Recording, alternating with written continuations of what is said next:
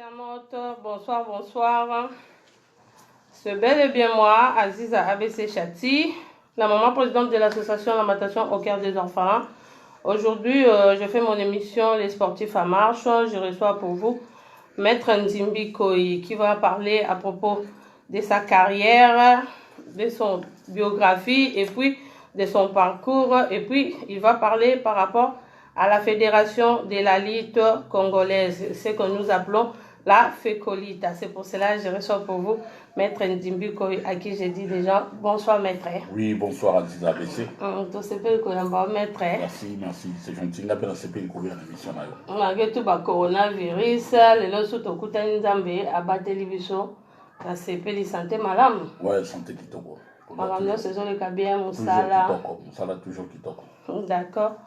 Maître, bato bazolanda biso bakolinga lelo bayeba Maître Nzimbi Koyi auta wapi aza na d'origine nini oza congolais parce que mutu nyonso akoma oloba lingala toyebaka susu d'origine na ye te étranger congolais ya Kinshasa bakongo bandundumulu bamushwahili et puis toyeba Maître Nzimbi aza d'origine nini. Maître Nzimbi Koyi ali mo Congo naza mutu ya collectivité ya cataracte na collectivité ya Ntimanti na sous-région de cataracte na zone commune ya Mbanzamungu donc na Musingombe. Dans la Musingombe c'est ko fa vie pena Congo bwana ya Kinshasa ya solo do congolais de Bakongo. Congolais de Bakongo et puis un Congo. Un Congo. Donc Congo ya Congo, il faut comprendre Congo. Congo, donc vous comprenez. Autant va commentaire na bino ba like na bino plus beau benga parce que l'air est grave Maître Nzimbi a ko panda mpoke donc faut panda pendant ko panda mpoke ma solo nde yango avec les sportifs à marche donc na semno na ndosa la no émission na ndo yambela no ba sportif comme d'habitude. Voilà, l'émission a commencé. Maître Tolinto e ba fan no ba linga Maître Nzimbi ba Maître Nzimbi okenda wapi, Maître Nzimbi otika sport, Maître Nzimbi ozosala nini, ou papa bana obwakisa na sport ou bien on continue aka. Bon, sport obwakisa ngote liti za passion na ngai na obwakisa ngote ti dernier jour na ngai na kota na cercueil na ozalaka toujours ko servir liti na façon mususu. Donc to aller à tout ça toujours l'entraînement ba vétéran malgré na déjà na carrière na fin de carrière dans la retraite mais tout ça toujours ba combat ba vétéran et puis si tout va bien Nicolo Guéyan en 2021, on sait que ça a jubilé dans la Kinshasa, jubilé Nzimbi Koyi. Moi, on a dit ça tombe. Moi, on a moment de d'accord. Maître Nzimbi, toujours on peut poser toujours cadre. Ouais. Toli pena to yeba Maître Nzimbi Koyi. Au banda carrière na yo ya liti. Wapi et puis style nini oyo yo zalaki kosala na liti. Bon, ngai na bandi lutte na club les 10. Na bandi lutte na âge ya 9 ans, 10 ans, donc 9 ans, 10 ans. Donc on a 12 ans déjà, on a la compétition. Donc on a tout le monde a mis trop, on a la compétition avant trop, on a trop.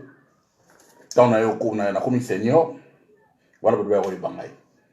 Mais on mettre Louindou la Kassavo, on va vieux Bildo, on va mettre le Puisha, on va aller na bango, on va aller na bango petit, champion Chris.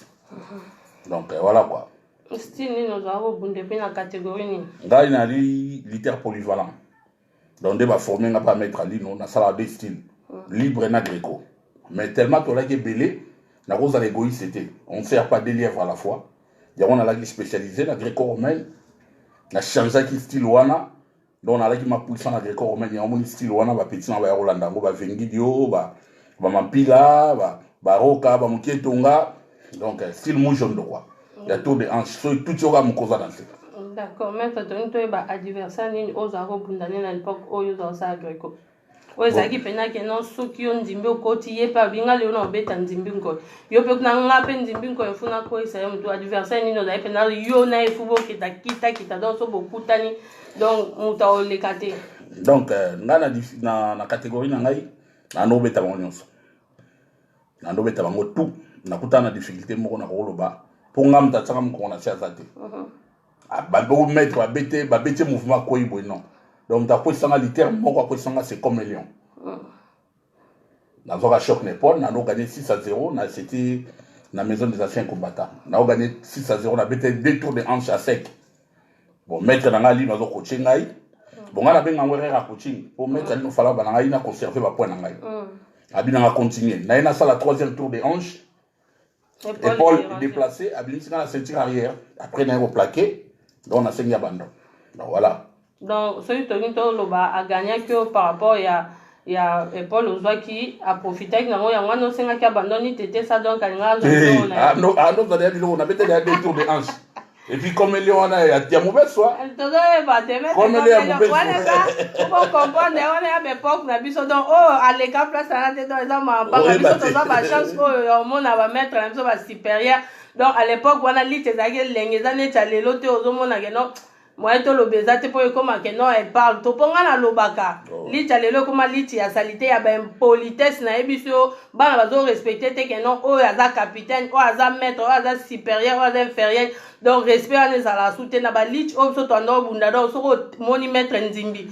o moni champion Chris o moni Comelio o moni personnel pauvre 150 ba no benga imala le plus au sommet donc on ba supérieur à niveau wana ozi ba capitaine ba ki tenge ozi ba Turbo Kalamisi otala ke non oza ba tu pena ya solo eza loga ba licha lelo te bon ba bi ba tu na ba n'époque na bango nga na zo ba chance wana donc nzamba sunga siko maître toye banana lit par rapport à lit maître elo nini oyo penza lelo toko lobela par rapport à lit sentiment na oza nini na lit siko bon nga sentiment na lit ya lit tout changer moi j'ai tout changer j'ai balwa même na balé so ballon et beta ma côté moko l'équipe on est bien té donc faut servir partout tout ça na batum so ma ba pesa corps enam na lutte ba velo ko moti ba tlora ba lokusha ma ça na champion Christian celui là msika ba tlora ba joka kabelo c'est mon ami donc ala benga ke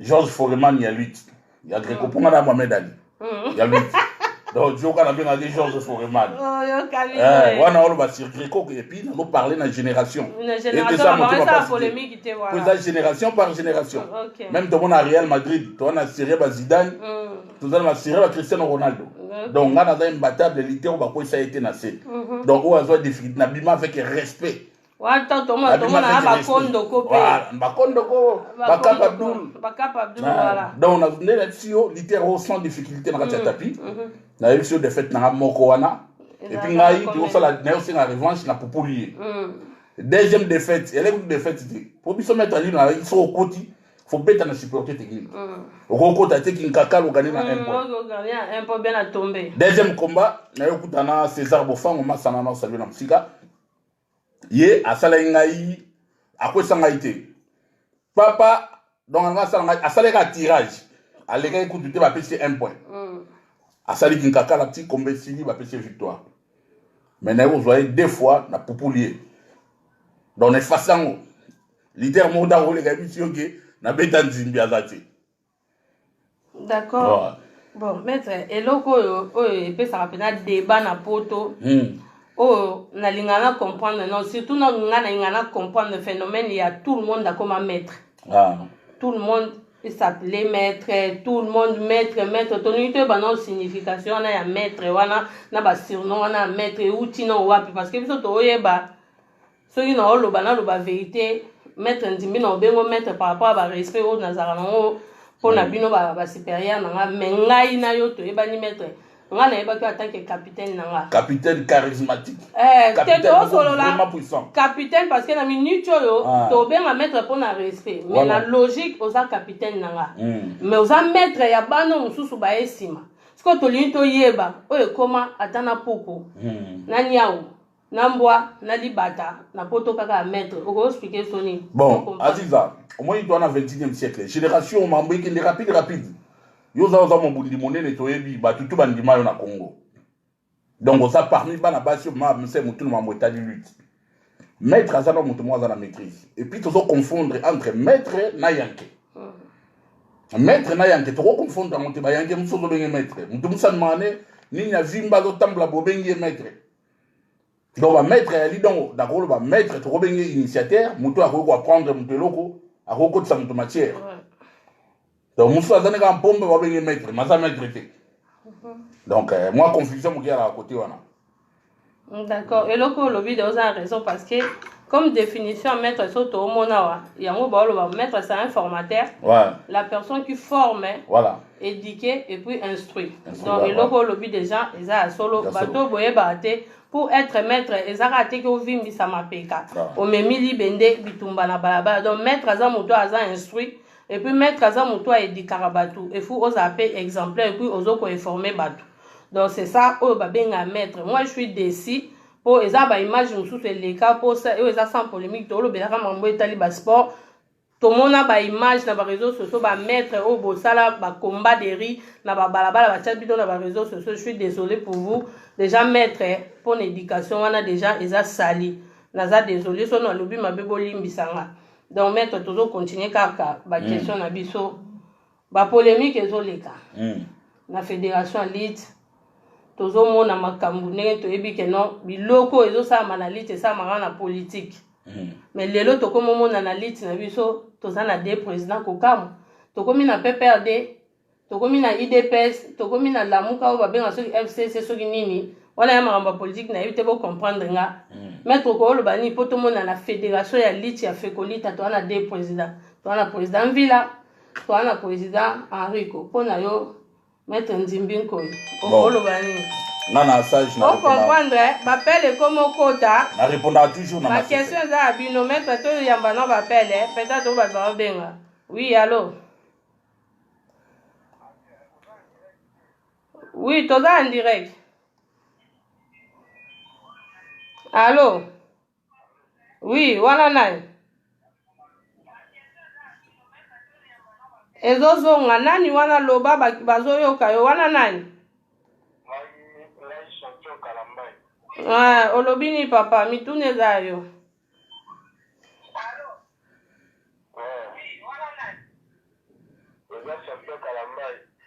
loba papa tozoyoka yo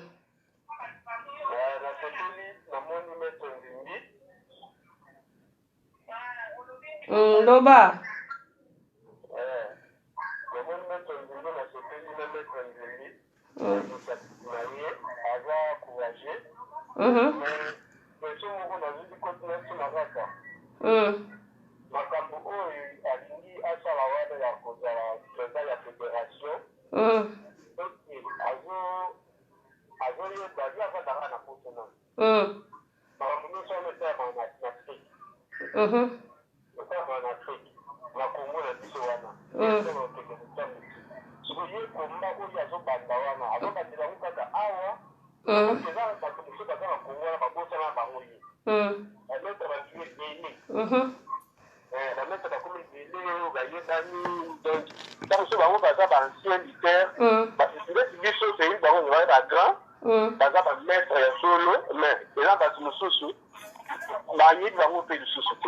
d'accord. Donc, l'initiative, c'est bien, mais le conseil, on peut faire ça.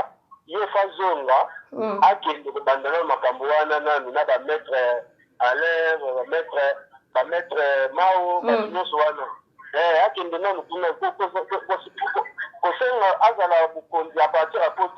je pense pas que ça marche. D'accord. Merci, Papa Zela, à répondre. L'andaïka na direct à répondre. Ayoki ba question, mais.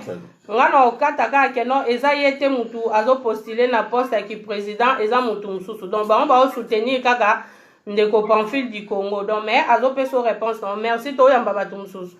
Bon maître Kalambai na répondre yo na eloko lobi oboni maître balobaka mutu asali musala malamu eza lokola komi libanga akomi lokola libanga ba bilembo wani ibunga te tikala libela etikala libela ba kombo mususu eza wana ebunga te ti na suka mais mutu akomi likolo azelo tambule yaka elongolaka yango biso sali musala mo malamu malamu malgré to fali lifuta te mais ba kombo etikali eza net so na box lelo otuni maître Benchika ba génération leke belé mais mutu abo sala komba Benchika zate mais na génération le bazala ke belé pe ba mususu ba kombo na bango ebungi. Mais nga na besoin de possibilité. Ngai na besoin na donateur na niveau de la fédération. Et puis, biso la diaspora si to sangani donc j'ai échangé déjà. To sangani tout pour soutenir bateau baza sur le terrain. Bateau baza na terrain na terrain baza bien. Bateau la ba petit so ba vengidio. balingi na so vengidio balingi na so mampila ba masanga lokwisha ah petit na ngai jeune frère na ngai Pamphile du Congo yende to ngaza na tête ya fédération donc akenda pe ki ça chaque fois ngana biso le mo ndeko na ngai ba ambassadeur mingi bazali na niveau Europe ba vanda ka wate ba vanda na bango ati ba vanda en Afrique et puis ceux qui me davanda ka akei kuna aozala paniquer na likambo tali voyage au cas où président yebo ya kimi akoki mate donc il y a un avantage pour nous déco basakuna donc voilà et on a répondre à merci. D'accord papa tous on a une question par rapport à la fédération élite tous on a il y a des présidents yo ko expliquer soni ya Villa na Enrico okolo bani et c'est le mot que ça la maraté c'est la toute première fois dans le monde de Salama so moni mobali ou bien moi ça na des sexes so c'est le sexe moi ça la raté so ba botika débat botami abinu na des sexes c'est le mot que ça la raté.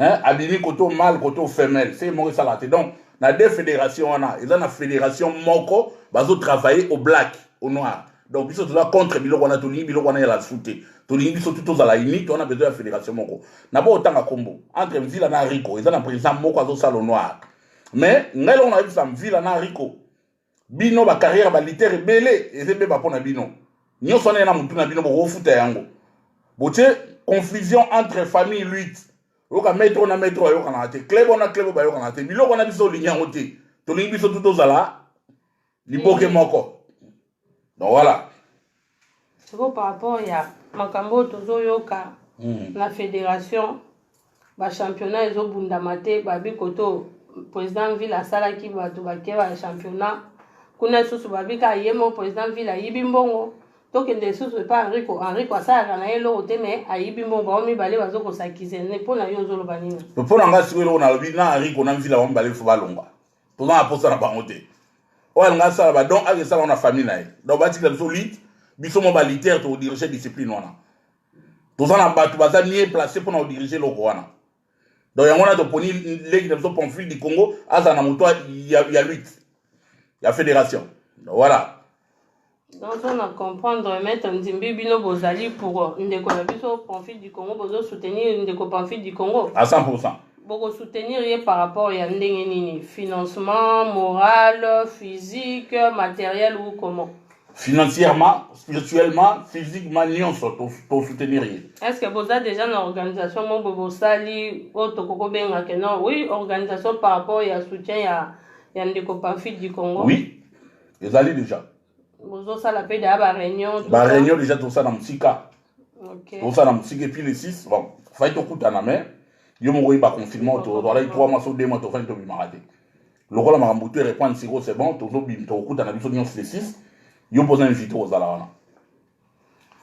Question na ngeza motu ya parce que ngana lobaka vérité eza musala na ngai o ya komona question na baki na système ya Aziza ABC mwana nsemi système andika o ya komona essuie en tout cas dégager une mission na ngai eza a poto finga te to lobelaka vérité par rapport to sauver lit bino mo bobeta ki sinoga que non sauvons la lutte ngai pe nazo sauver kaka am ya bandeko na ngai ya ba litaire nazo fongola pe ka ba litaire na biso misu na éviter mettre ce qui osa koyeba besoin koyeba te parce que nazomona ke bino boza chaud pour na ndeko na so Pamphile du Congo est-ce que bozoyeba ke non à part Pamphile eza da na ba main noir o bazoko tandinga da si bango pe ba chaki ba président na bango main noir na be ngona lingala liboko ya satana poso to bile ya main noir da liboko ya satana donc maboko wana satana to kokata yango maboko ya satana to kokata yango ba main noir wana to kata yango surtout on a sima Pamphile du Congo voilà bande konanga bozolanda eza na oka ba question na ende na komeka ke no mitune eza ngai ba réponse eza ya maître Nzimbi azoloba na ese no bobengaka bokomaka botunaka toko répondre bino maître na moni ba komi demain réunion en ligne à partir de 13h au courant n'attend déjà.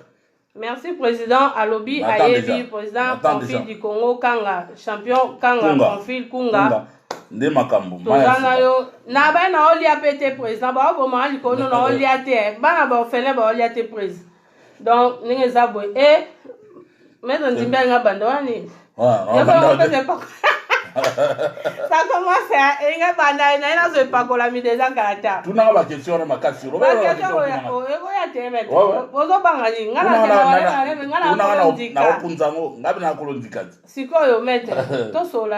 Voilà. Tout le Béhamba Fédération. Bino bo soutenir de réseau Pamphile du Congo. Ouais. Que non, yende mutafa za président et à fédération. Yeza yende. Mais côté bozo sepelana na Congo kuna bazana batu na bango. Et puis quand na Congo ana bazo bakeno mwana na bino Pamphile azali congolais aza angolais. Voilà. Pona wana mettre yoko lobani. Na ngabena otuno bon mitune za yo.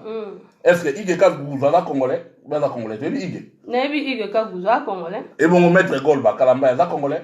Aza congolais. Pourquoi il va en Afrique du Sud? Ah, bakenda luka banzele sina loba eloko wana me. Ngana sabilo mo. Ce qui est là, Pamphile du Congo, Aza s'est retrouvé à jouer l'équipe nationale il y a Angola. Et Zali à cause il y a injustice. Il y a des salles qui lutter rebellé, bimagi libanda bakenda obunda. Pour ça na Congo doit na lita makasi. Mais moi la bataille monter à malamu. O bazo benga angolais wana. Tapi bazo bunda wana la tapi nae. Donc tapi na bangolais bazo bundela mpona nini. Bon, bref na za na mfuse Pamphile du Congo la congolais. Ba parani bana kin base la tango ya se présenter kuna comme candidat. Sora na passo angolais ba boya. Donc Pamphile du Congo azali congolais à 100%. Toi, on a petit monsieur Maurice Loma. Abunda qui a Bercy a participé dans le championnat du monde à Bercy. En 2000. Il est en année. Je sais pas. 2018. Président Villa m'a soutenu qui. Pour l'année, Baboya qui. Pour l'année, Baboya étant que Congolais. Pour ça, Abunda de Angola. Vous connaissez ce qu'on a dit? Abundela les Angola. Ceux qui n'ont qu'à tomber le papa, ceux qui te doivent comprendre que non, dès lors le baka est un main noir, dès que mettre un zimbia le baiser du boko à Satana. Donc, on peut comprendre que non, ils en ont beaucoup à Satana. Oyo, ils ont ça la kebande on a vu le mibali, va évoluer. Liti et comme le roi politique, parce que même le roi royaume, batatana kalabali, au tigre poste était bon, on va vendre. Donc, ceux qui a vendu 4 ans renouvelé, 8 ans renouvelé, 4 ans, on va comme ça le roi royaume. Botika lit ba jeune ba évoluer ba mema lit na biso en avant. En tout cas vos agents bo c'est d'arape ngwende. Sport soko za ki liter te tika ba liter ba diriger. Oza civil zonga civil, oza aziri tika la aziri. Oza sipumbu tika la sipumbu. Donc lit o ka fédération ya lit fou ba sportif ba tout ba mema. En tout cas na désolé na zongi lisusu et pas na yo Maître Nzimbi. La ligne n'a pas expliqué la différence entre maître et formateur. Nazela ABC dans zone, mais là ça va le romoro. Au moins na Nigeria, président Oyo, à la tête de la fédération, président de la fédération ya Nigeria, abunda déjà na Canada. À la militaire na Canada, comme militaire canadien. Mais à titre au service comme Bokanaye, à la président. Donc à la société le Rwanda, t'as 3 ans, championnat national et Bunda Maraté. Villa, Enrico, bilan 0. Bilan 0-0-0. Na caisse, on a combien? On a bon côté. Les lots sont linkés à l'ITER, bah, tikali. Tout ça, on a besoin d'entraîner et belé, bah, on a la formation. Barbitre, il faut bailler encore la formation. Tout ça, l'esprit, l'esprit à ghetto, l'esprit à ghetto longwa. Tout côté, ça qui professionnalisme, na katia, discipline na biso. Voilà. D'accord. Maître, question à qui expliquer la différence ni les alliés entre maître et formateur. Maître et formateur, donc maître, donc moto a une maîtrise, il y a art. À s'occuper pour apprendre moto. Et puis capitaine pas qu'on former. Un capitaine a qu'on former. Tu as capitaine, tu as capitaine et ça la polémique. Tu as pourquoi na une question maître na formateur. Différence entre maître et formateur. Maître et formateur. Formateur peut mususu aza maître. Différence. Différence c'est que si maître mususu aza formateur, formateur peut mususu maître. Pour capitaine pas aza formateur. Doyen pas aza formateur. Mais maître mususu au moins on est aziza. Au moins pasteur na coaching mo mke na Bible. Ba pasteur nde bazawana oka ba on doit pasteur mais munamtaza na ministère na ye. Biso dans un club les 10, tu as une ndongala. Masana ndongala, cousin en a salué dans la Luanda. Tu as une. Na bibo benga bo tout na ba question bo benga te bientôt je vais couper mon. Tu as un grand frère na Kamona, Fabien. Bon bah ça une dongona retransmettre. Il le voit on va transmettre. Tu as mettre Alino. Mettre Alino na dongona retransmettre. Na mettre Alino ta formé ngai. Mais mettre Alino là capitaine na ngai. Mais avant entraîneur na ngai. Pour nga na mon club le 10 ya tongo na s'entraîner va mettre Ongo na va mettre Chada va mettre Kinga va mettre Kelly. Bango tu ba kei, ntatikala yo na mettre Alino. Capitaine na ngai, entraîneur na ngai pe maître na ngai. Donc pour na ngai ngam ta sala ngai apesa nga forme, apesa nga esprit mettre Alino. Ozo bunde voix mettre Alino na obangisa. Foyo yo, Zimbi, sala boye. Kobeta ko gagner na toi nano gagner ba 1-0 na litiam ba 1-0 il y a ba 2-0 3-0 litiam ça est gagner litiam ça est beta donc biso to les 10 to doit beta na pesa un exemple mo neti Imana c'est un guerrier imbattable mais Imana gagnera ba 2 points ba 3 points mais ngaso na ye combat 5 minutes on attend 2 minutes na vidéo combat na betelo rapide pas sécurité technique comme ça. D'accord. Ouais. Maître, naina tuna suko nani o akoki kozala formateur. Na lit. Nani o akoki kozala formateur parce que na français qui peut devenir un formateur. Donc là je peux dire qu'un formateur c'est lui qui a les dons. Ou azana don wana. C'est lui qui peut devenir formateur. Ça les dons là c'est pas donné à tout le monde. C'est juste. Donc il y a les gens qui sont bien placés pour former des athlètes. OK. Ouais. Ok, après premier, Moutupo azala formateur, il faut azala un organisme.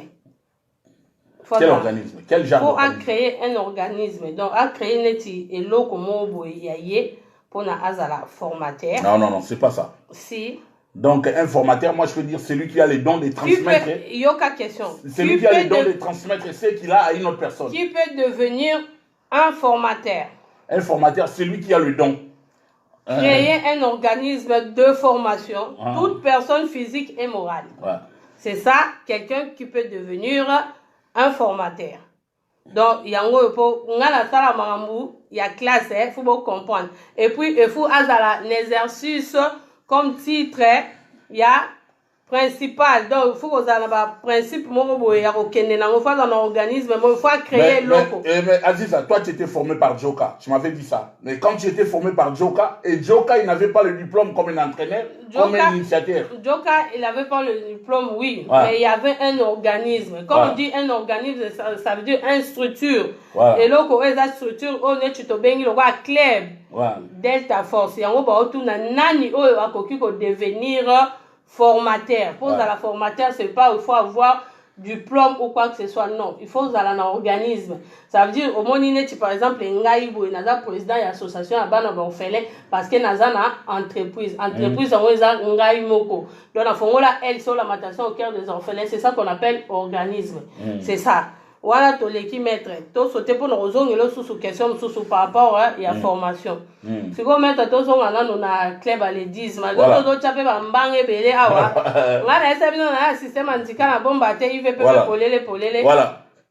Mettre aux oloba, au soutenir Pamphile physiquement, spirituellement, moralement, financièrement. Si vous avez un finance, dans son île, on mettre un zimbinko. Limbisa parce qu'on a mettre, la rose appelle moi. Aux amis, il faut signaler à téléspectateurs. Aux amis, tu as lit, tu as appelé quartier. Pour moi, on appelle le système, il y a dit qu'il y a mystique pour un koikuna. Mais à Mazareko, tu as raté. Il faut comprendre.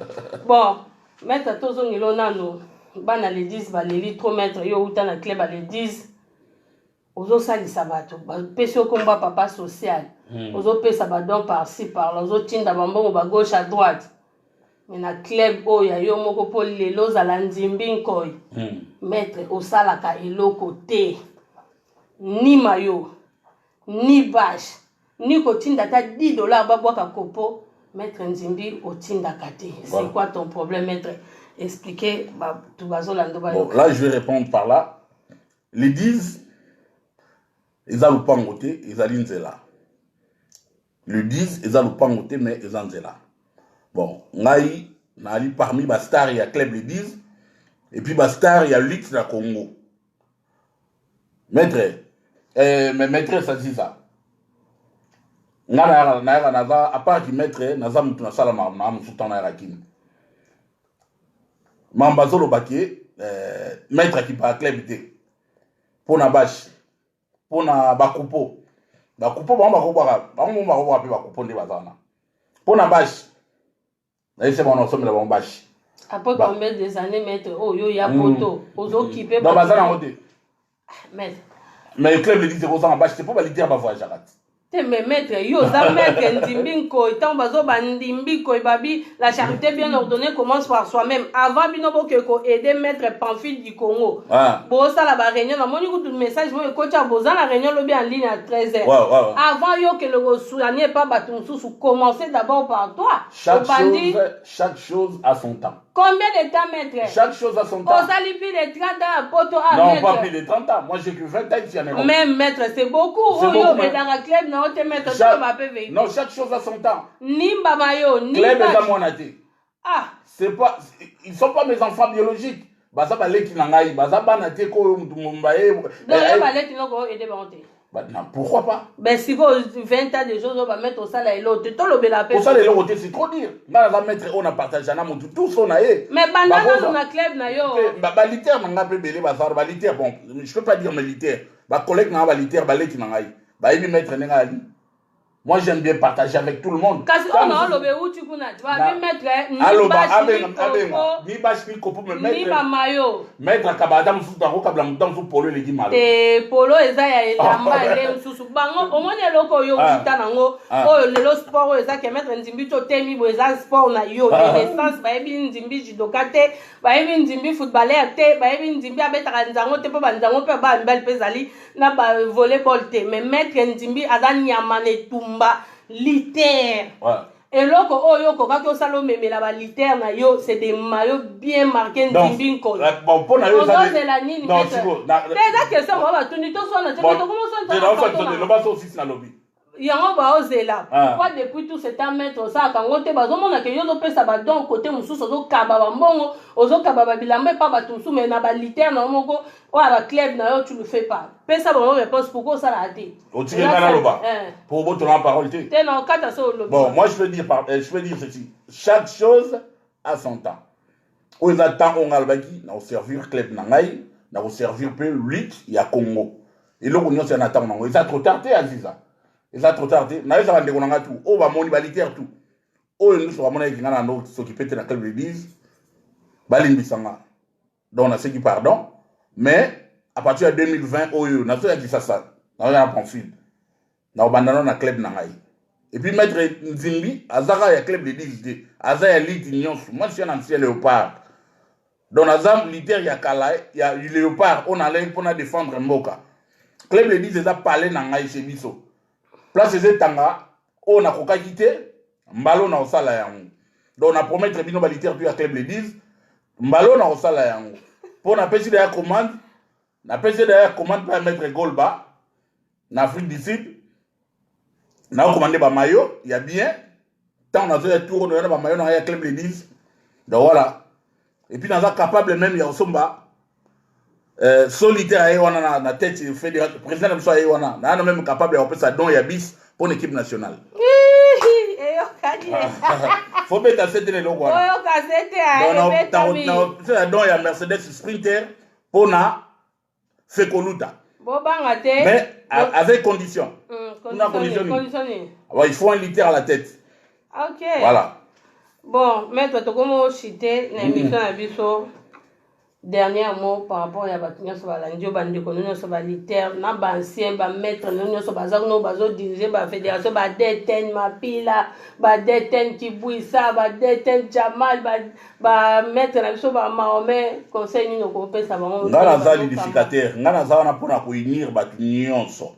Et pas désordre ali.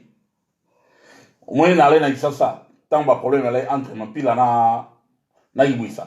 Ngana uti na eti kisasa na vandisi batutu nye donc ngana zana pona osakisa na zana pona kimia pona paix ngana mutu ya paix mais soki pe Ozam ta dongola miso ozam maboka maboko ya satana.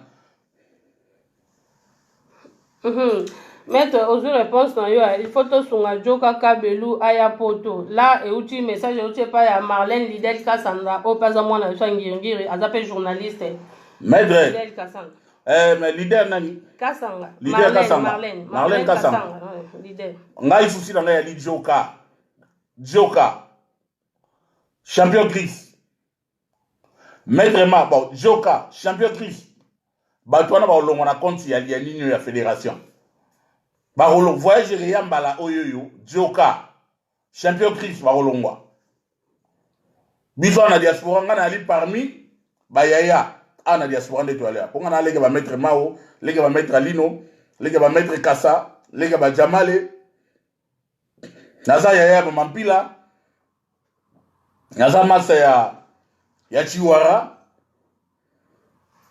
Naza ya ba tebele ya ba gol ba banani ba ige ngana naza ya na bango atana ndenge ya ancienneté ya sport ngana ya na bana bandaki liboso tono sola kitoko a biso tu Joka to longola e Joka ata ya pote ya kata kata aroya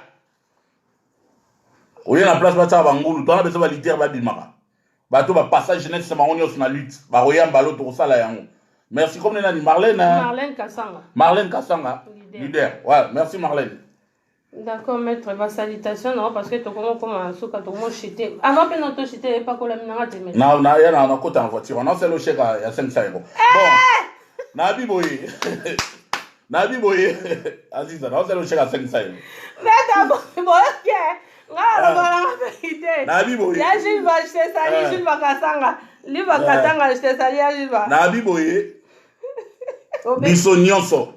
Balite tozala ini to ya mato sukula maboko makamu nyonso mabele kaki tati to longola na saluer masalanga Joka na saluer masalanga champion Chris na saluer petit nanga élévateur Mketonga na saluer petit nanga Roka na saluer petit nanga Ivengi de Kibouissa Mpimpa na saluer petit nanga Miroir Kamango na Maroc na saluer petit nanga Mampila na saluer famille les 10 nyonso et na saluer maître Chiwara na saluer maître Chiwara qui tenait massa nangai na saluer balitaire tout ba maître Louindula Kassavou ba vieux Filemon ba vieux Jamale bino nyonso tozala lisanga on est ensemble.